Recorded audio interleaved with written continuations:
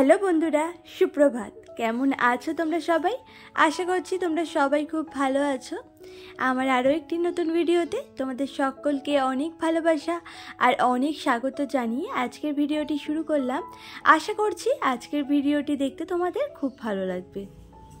ভিডিওটি দেখার আগে তোমাদের কাছে শুধু একটাই অনুরোধ আছে, ভিডিওটি তোমাদের কেমন লাগলো আমাকে অবশ্যই একটা কমেন্ট করে জানিও। আর তোমরা কে কোথা থেকে আমার ভিডিওটা দেখছো সেটাও আমাকে কমেন্ট করে লিখে জানিও। তোমাদের কমেন্টগুলো পড়তে আমার ভীষণ ভালো লাগে। আর সত্যি বলছি, আমি তোমাদের প্রত্যেকের কমেন্টের রিপ্লাই দেবো, এমনকি তোমাদের প্রত্যেকের নাম আমার ভিডিওর মধ্যে অবশ্যই নিয়ে নেব। আর আজ হলো শনিবার, আর এখন সময় হচ্ছে সকাল 8টা। আর আজকের ভিডিওটি এই যে গাছে জল দেওয়া থেকে শুরু করছি। একটু আগে ফ্রেশ হয়ে নাইটিটা চেঞ্জ করে নিয়েছিলাম, আর তারপরে ওই যে রোজকার মতো একটু চাও বানিয়ে চা খাওয়া হয়ে গেছে। তো তারপরে সোজা চলে এসেছিলাম একটু গাছে জল দিতে।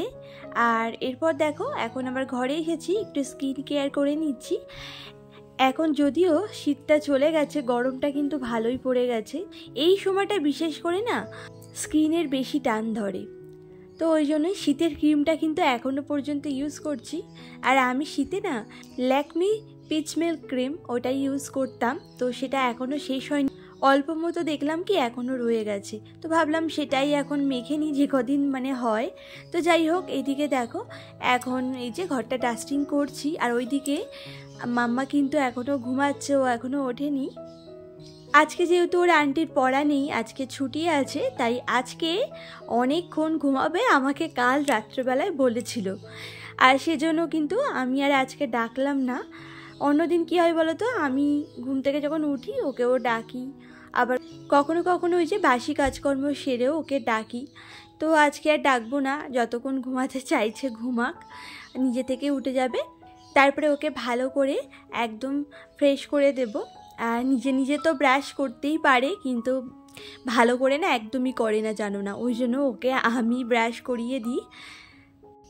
তো যাই হোক, এদিকে দেখো তোমাদের সাথে কথা বলতে বলতে এখন আবার বাইরে চলে এসেছি। এই যে বাসি উঠানটাকে ডাস্টিং করে নিচ্ছি। ঘুম থেকে উঠেই আগে কিন্তু বাসি উঠানটা ডাস্টিং করিনি, আজকে একটু পরেই করছি। তো অনেক সময় কী হয় বলো তো, ওই ঘুম থেকে উঠে চোখ খুলেই ব্রাশটা তো আগে করেই নিই, তারপরে কিন্তু সোজা চলে আসে এই যে ডাস্টিংটা করতে। কখনো কখনো ওই বাসি জামাকাপড় পরেও ডাস্টিংটা করাই হয়, তারপরে ঘরে গিয়ে আবার চেঞ্জ করে নিই। তো বেশিরভাগ সময় কিন্তু সকালবেলা উঠে আমাকে আগে চেঞ্জ করতে হয়, তারপরেই কিন্তু সব কাজে হাত দিতে হয়। তো আজকেও যেমন আগেই চেঞ্জ করে নিয়েছিলাম। তো যাই হোক, ওইদিকে দেখো ডাস্টিং করে এখন আবার জামাকাপড় নিয়ে ছাদে চলে এসেছি। এই জামাকাপড়গুলোকে এখন ভিজিয়ে রেখে যাব, পরে ফাঁকা সময় এসে কেচে দেব। নিচের কাজগুলো খানিকটা এগিয়ে নিয়ে রান্না বান্নাটা তো আমাকে তাড়াতাড়ি করতে হবে। তোমাদের দাদাভাই যেহেতু ডিউটিতে যাবে, তার জন্য টিফিনটা রেডি করতে হবে দুপুরে লাঞ্চের জন্য। এমনকি সকালে ভাতের সাথে যে তরকারি খেয়ে যাবে সেই পদটাও কিন্তু রান্না করতে হবে। তো ওইদিকে রান্নাবান্নার কিন্তু সকালবেলায় আমার একটা বিরাট বড় চাপ থাকে। আর সকালবেলায় এমনি জামাকাপড়টা কাচলে তাড়াতাড়ি বেশ শুকিয়ে যায়, আর রোদ্রে কিন্তু বেশ ভালোই তাপ আছে, তোমরা দেখতেই পাচ্ছ। বেশ এখন যেহেতু ওই 8টা সাড়ে 8টার মতো বাজে, ভালো কিন্তু রোদ চলে এসেছে। তো এই সমস্ত জামাকাপড়গুলো ভিজিয়ে রেখে যাই, ওইদিকে রান্নাবান্নাটা সেরে পরে এসেই না হয় জামাকাপড়গুলো কেচে দেবো। আর আজকে জানো তো, যত সোয়েটারগুলো ছিল এই শীতের সময় পরা হয়েছে, তো ওই সব সোয়েটার এখন তুলে রেখে দেবো। যেহেতু এখন তো ভালোই গরম পড়ে গেছে, আর সোয়েটারের কোনো প্রয়োজনই নেই, তাই ওই ইজি দিয়ে কিন্তু সোয়েটারগুলো ভিজিয়ে রাখলাম। আর এই গামলাটার মধ্যেই সব সোয়েটারগুলো চেপে চেপে ঢুকিয়ে দিলাম, জানো না এতগুলো সোয়েটার হয়ে গেছে না যে গামলাতে ধরছিলই না, গামলাটা কিন্তু অনেকটাই বড়। তো যাই হোক, ওই জন্যই চেপে চেপে একটু ভালো করে গামলার মধ্যে দিয়ে দিলাম, যাতে জায়গাটা হয়ে যায়।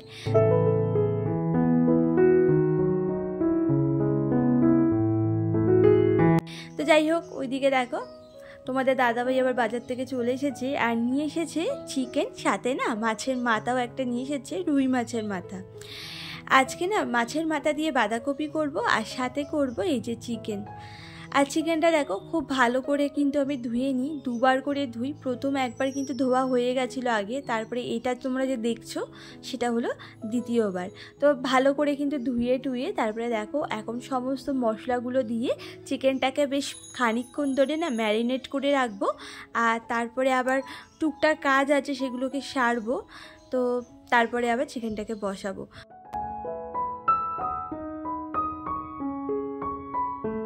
তো এদিকে দেখো আদা রসুন পেস্ট, সাথে দিলাম পেঁয়াজ কুচি, আর এর মধ্যে দিয়ে দেব জিরের গুঁড়ো, স্বাদ মতো নুন, হলুদ গুঁড়ো আর লঙ্কার গুঁড়ো অল্প একটুই দেবো, যেহেতু আজকে না চিকেনটা আমি কাঁচা লঙ্কা দিয়ে রান্না করব, তাই ওই অল্প একটু দিচ্ছি যাতে কালারটা ভালো আসে।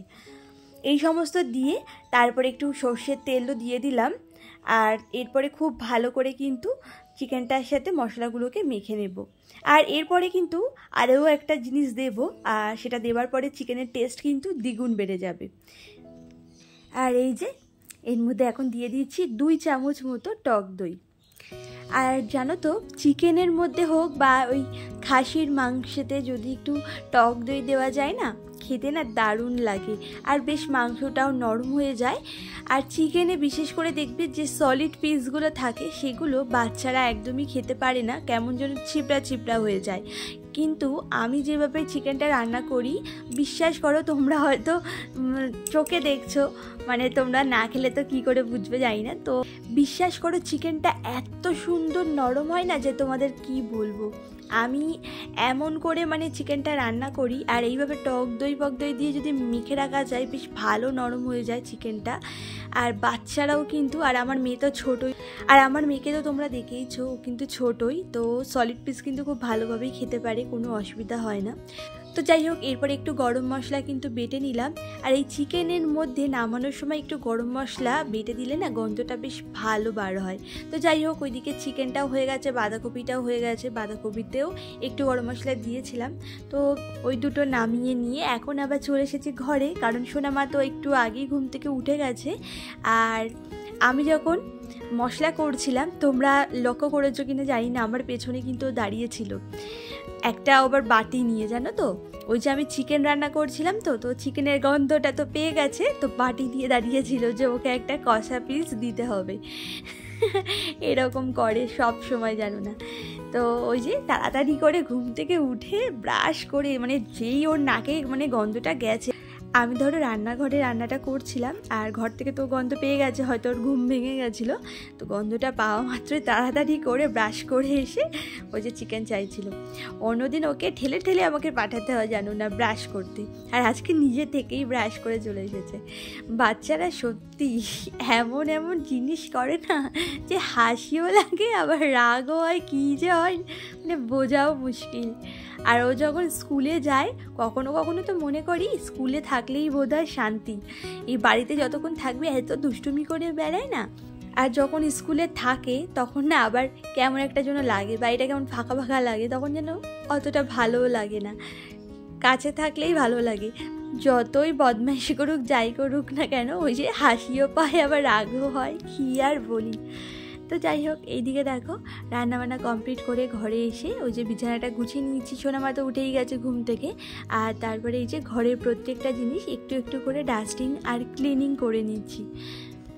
আর আগে তো 2-1 দিন অন্তর অন্তরই এই সমস্ত জিনিসগুলোর ডাস্টিং আর ক্লিনিং করতাম, তো বেশ কিছুদিন ধরে না ওই 2 দিন 3 দিন অন্তর করা হচ্ছে না, বরং এই সপ্তাহে 1 দিন করে করা হচ্ছে। তো ভাবছি আবারও আগের মতো করে না 2-1 দিন অন্তর অন্তরই সব কিছু ক্লিনিং করব। আর এই সপ্তাহে করলে না বেশ ভালো ধুলো জমে যায় সমস্ত কিছুতে, আর ওই 1-2 দিন ছাড়া ছাড়া করলে না বেশ ভালো পরিষ্কারও থাকে আর খাটনিটাও অনেকটা কম হয়। তো যাই হোক এদিকে দেখো এই সমস্ত জিনিস সরিয়ে সরিয়ে কিন্তু ভালো করে এখন ক্লিনিং করে নিচ্ছি।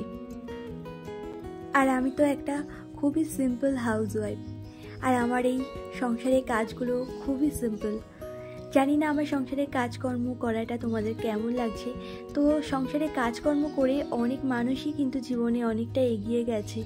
আমিও কিন্তু তাদের মতো এগিয়ে যেতে চাই। জীবনে ছোট ছোট অনেক স্বপ্ন আছে, সেগুলোকে পূরণ করতে চাই। আর আমার মা বাবার পাশেও দাঁড়াতে চাই, যেহেতু ওদের কোনো ছেলে সন্তান নেই, তাই ওদেরকে দেখার মতো সেরকম কেউ নেই। আর আমার বাবার কিন্তু বয়স এখন 65 বছরের উপরেও হয়ে গেছে। এই বয়সে কিন্তু এখনও পর্যন্ত ওই ভাড়ায় উঠে রং করে। তো খুবই খারাপ লাগে জানো তো, কিন্তু কিছু করারও নেই। হাত পা না একদম বাঁধা, আমার কিছুই করতে পারি না ওদের জন্য। তো যাই হোক, আজকে আবার ঘরটাকে না একটু দেরিতেই মুছলাম। একটু পরেই তোমাদের দাদাভাই আবার কাজে বেরিয়ে যাবে খেয়ে দিয়ে। তো এইদিকে সোনামাকেও কিন্তু একটু স্নান করিয়ে দিলাম, আর ওর মাথাটা একটু ভালো করে আস্তে টাস্তে।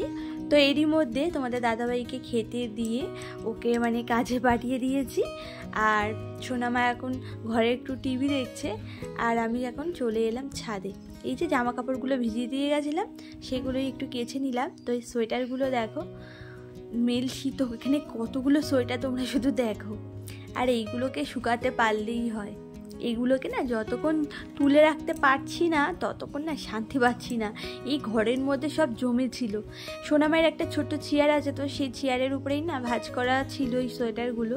আর এই সোয়েটারগুলো রাখারই আমার জায়গা নেই। ওইদিকে আলমারির মধ্যে না 3খানা ব্ল্যাঙ্কেট আছে, 3টে ব্ল্যাঙ্কেটই আলমারিতে ঢোকাতে হয়েছে। বাইরে রাখলে ধুলো পড়ে যায়, ওই জন্যই আলমারিতে রেখেছি। তো ওইদিকে জামা কাপড় রাখারই জায়গা হচ্ছে না। আর এত এত সোয়েটার আমি কোথায় রাখি বলো তো। তো যাই হোক বন্ধুরা, আজকের ভিডিওটা এই পর্যন্তই শেষ করলাম। তোমাদের আজকের ভিডিওটা কেমন লাগলো আমাকে অবশ্যই একটা কমেন্ট করে জানিও। আর ভালো লাগলে আমার চ্যানেলটিকে সাবস্ক্রাইব করে আমার পাশে থাকতে পারো। তো চলো বন্ধুরা, আজকের ভিডিওটা এই পর্যন্তই।